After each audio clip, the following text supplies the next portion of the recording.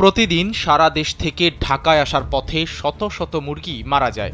মরে যাওয়ার পর এসব মুরগি ফেলে দেওয়া হয় না। প্রশ্ন হলো, তাহলে এসব মরা মুরগি কি করা হয়? মরা মুরগি সংগ্রহকারীরা বলছেন, মাছের খামারিদের কাছে তারা এসব মুরগি বিক্রি করে থাকেন। তবে পাইকারি মুরগির বাজারগুলোতে খোঁজ নিয়ে জানা গেছে, এসব মরা মুরগি বিভিন্ন খাবারের হোটেল, চাইনিজ রেস্টুরেন্ট ও ফাস্টফুডের দোকানগুলোতে সরবরাহ করা হয়।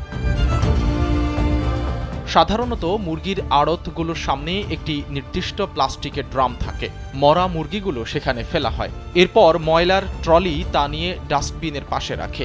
তখনই ঘটে আসল ঘটনা। রাত গভীর হলে সব মরা মুরগি প্লাস্টিকের নীল ড্রামে ভরে নিয়ে যাওয়া হয়। এরপর সেগুলো জবাই করে বিভিন্ন হোটেলে সাপ্লাই দেওয়া হয়। গত ৮ মে ঘটেছে এরকম একটি ঘটনা। কাপাসিয়া থেকে মরা মুরগি ভর্তি একটি পিকআপ যাচ্ছিল গাজীপুর শহরে। গন্ধ পেয়ে গাড়িটি আটক করেন স্থানীয়রা। এরপর জাতীয় জরুরি সেবা 999 নম্বরে ফোন পেয়ে মরা মুরগি ভর্তি পিকআপ জব্দ করে নিয়ে যায় কাপাসিয়া থানা পুলিশ। পরবর্তীতে কাপাসিয়া উপজেলার ভ্রাম্যমাণ আদালতের একটি টিম জব্দকৃত মুরগিগুলো মাটি চাপা দেন এবং পাশাপাশি গাড়ির চালককে 10,000 টাকা জরিমানা করেন।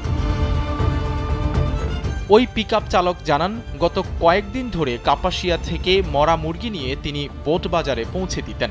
সেখানে পৌঁছে দেওয়ার পর মুরগিগুলো কি করা হয় তা তিনি জানেন না।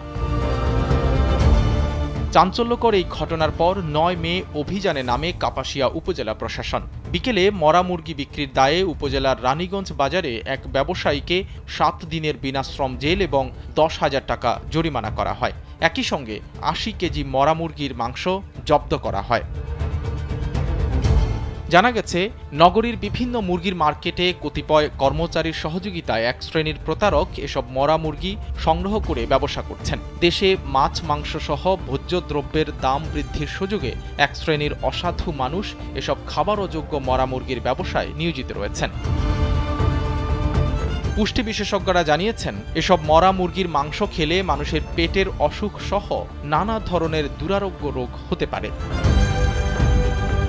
সাইদ রহমান, কালবেলা।